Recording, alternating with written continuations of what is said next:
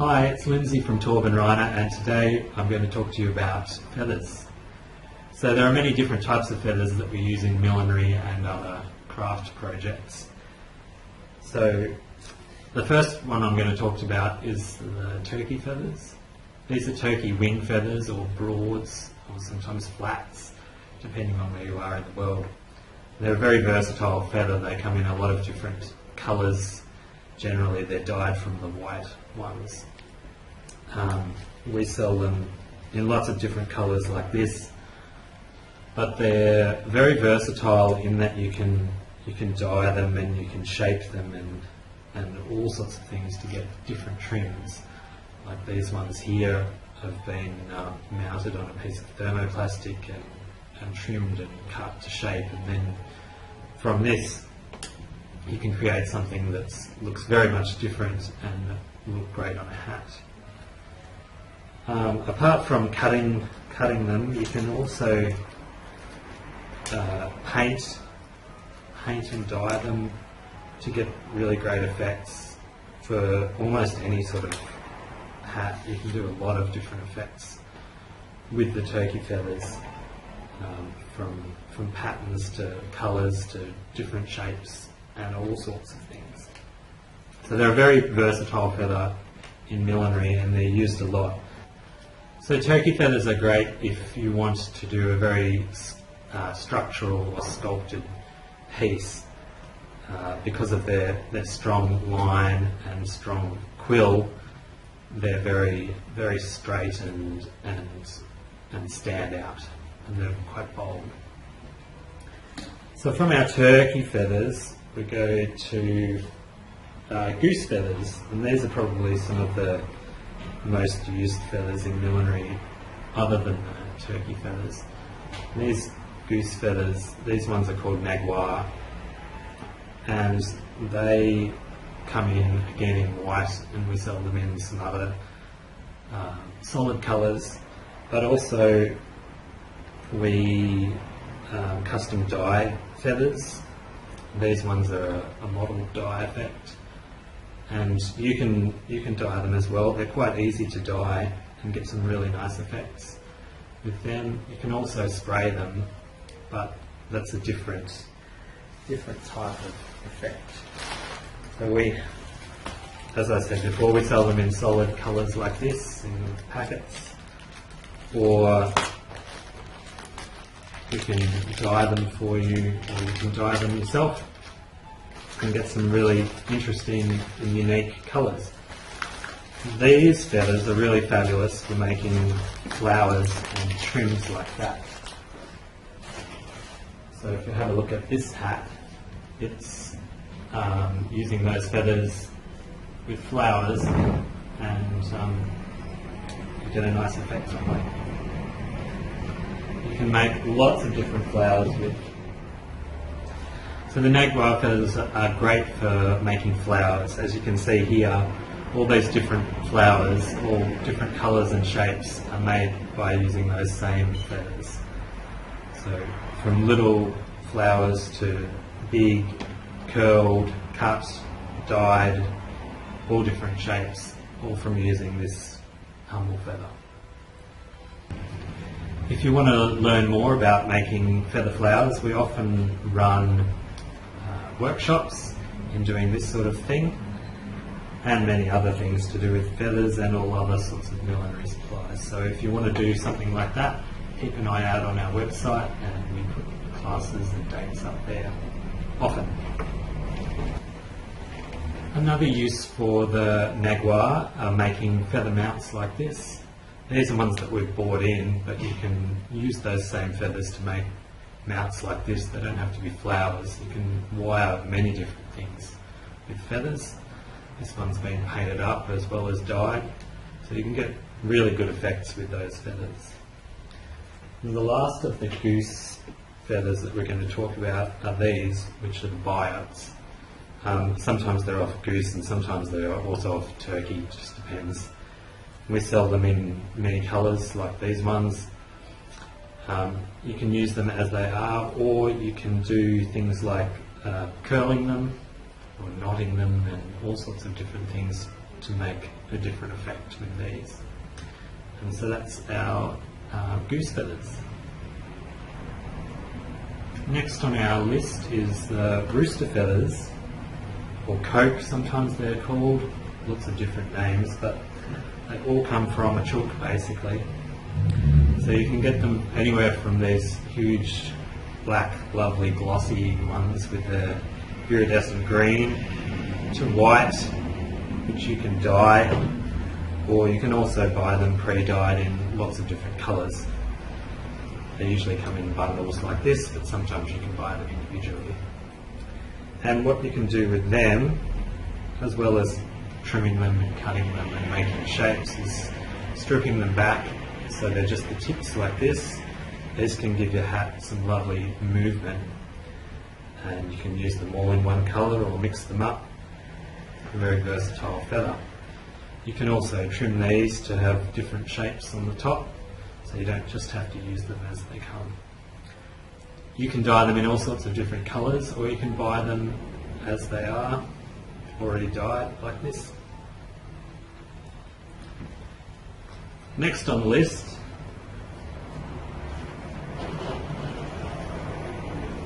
is pheasant, and the first of the pheasants I'd like to show you is the Lady Amherst pheasant. Now this pheasant is quite beautiful and it has lots of different feathers on it, so I'm just going to show you a few.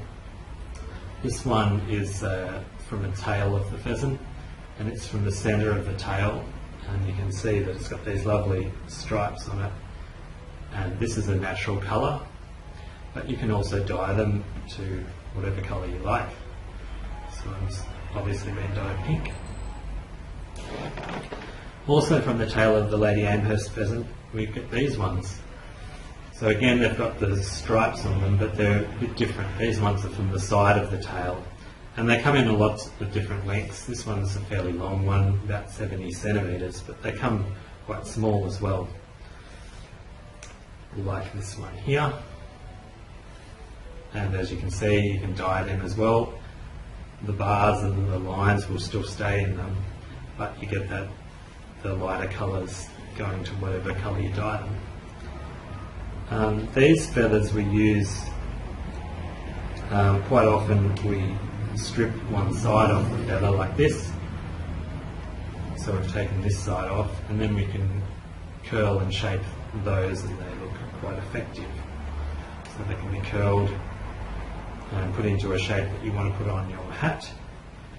They can be dyed, as you've seen, in lots of different colours, and once you dye them, again you can curl them and shape them and mount them on your hat.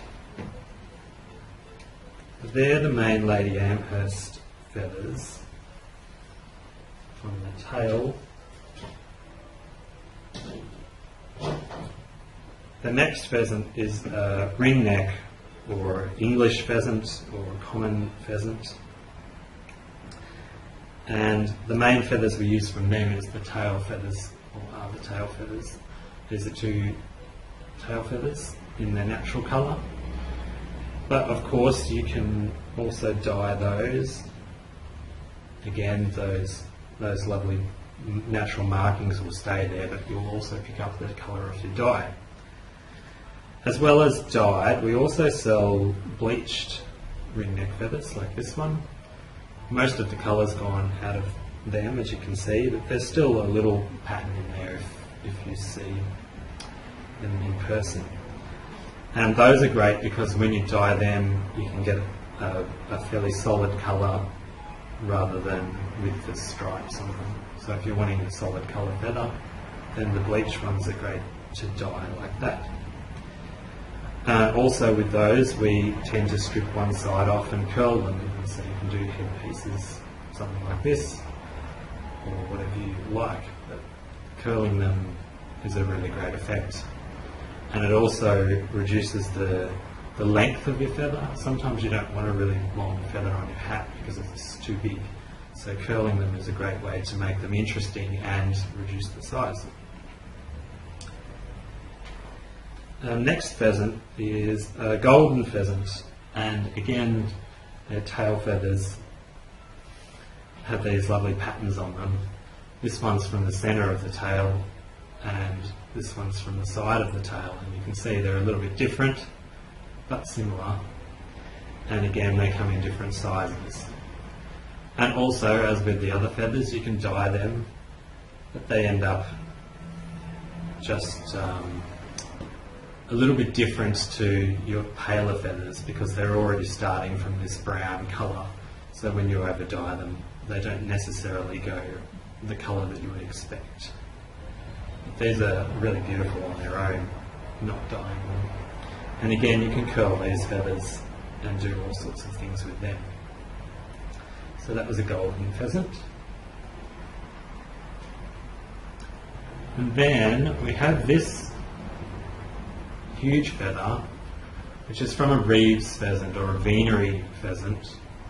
And they're not used too much in millinery because, well, A, they can tend to be very long, and also the spines are very tough, and so they're harder to curl and shape. And this one's been bleached. They come in a darker colour than this naturally. And this isn't a long one, this is about 1 metre long. They can come up to over 2 metres long on some of the really long ones. So that's the Reeves pheasant. And the lucky last of our pheasants is, of course, the peacock. Many people don't know that the peacock's actually a pheasant, but it is. And peacock feathers are beautiful, as you can see, and there are a few different types of those as well. So, as we all know, these ones are the eyes of the peacock, so called for their markings. So there's the eyes. Then we also have these lovely feathers, which are called swords, and they're from the side of the tail around the edges. And one more. These little ones are called swallows. They're also from the peacock. Peacock feathers can be difficult to use in millinery because they've got a very brittle spine. They're very easy to kink and break, and so for that reason they're less useful in millinery. But their colours are amazing, and so if you're using them without the spine, quite often they're better used that way. As well as in their natural colour, you can buy them in bleached like this, and then from there you can dye them different colours to suit your hat.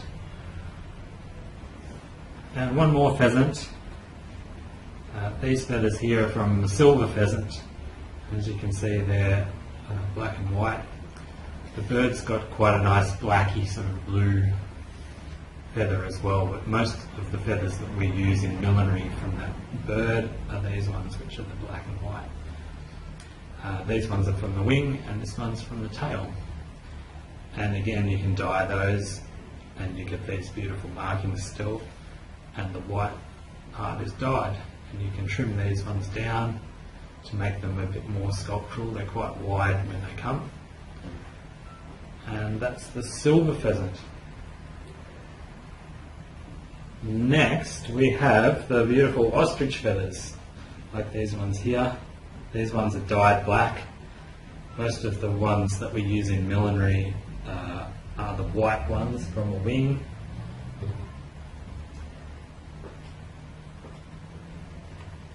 And they come in all different sizes,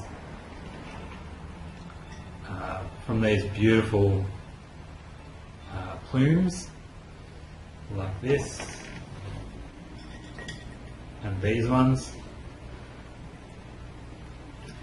These nice big ones that are really fluffy are quite expensive to buy, and that's because there aren't very many on the bird, and so therefore they cost more. But also, in the large feathers, you can buy ones like this that aren't quite as beautiful and droopy like that. And quite often in millinery we don't use them like this anymore. So if you're doing a vintage or perhaps a Edwardian hat, and you might use the feathers just as they are like this, or combine them and make some beautiful plumes with them. But in modern millinery we don't tend to use them that much. So what do we do with ostrich feathers? Well, one thing we do is I might turn a feather like this, that's not so fluffy and nice, into something like this. And so I've completely transformed this feather, and now this is something that's a little bit more useful in modern millinery to make a nice line. And what I can do with that now is curl it and bend it round into a shape that I like for my hat. And somewhere here, this one's the smaller one that's been curled. So you can start off with a smaller ostrich feather like this, and trim that back and curl it, and get all sorts of different sizes, and they're much more versatile in modern millinery, used in this manner. But as you can see, there's all sorts of colours and shapes and sizes of ostrich feather that you can use, and they're all very beautiful. You just need to figure out which one you want to use for your different hat. So the other way we use ostrich feathers now are with these spines or quills, and these come in lots of different colours that have been dyed, or you can get them in the natural ivory colour. And as you might imagine, the spine is the centre part of the ostrich feather, and all this has been stripped away, which you do by hand. It's quite easy to do. And you're left with this, and these can be dyed and coloured, all different colours, and they're really great for adding a line or a curl or some movement to your hat or fascinator, or even used on their own, they can look stunning. So that's the other use for the ostrich feathers. There are a few other different feathers that we use in millinery. I certainly haven't covered every feather that's available, but I've covered most of the main ones that we use today. A couple more that I'll show you. These feathers are from an egret, and they were very popular in Edwardian millinery, so popular that they almost hunted these birds to extinction. But the good news is that now there are quite a lot, and they're not even on the remotely endangered list. So that's a great thing. These egret feathers, they come in white, and then of course you can dye them, and you can see that they're very wispy and beautiful when they're in a group like that. Another feather we have here, this is a guinea fowl feather, and that's from the wing of the guinea fowl, and they've got those beautiful spots, and you can get them in all different sizes as well. So they're another two more exotic feathers. And so you can see there are lots of different feathers that we use in millinery, all sorts of sizes, shapes, colours and textures that you can use to make great effects on your hats.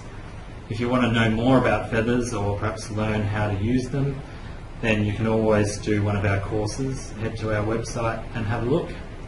Thanks for your time.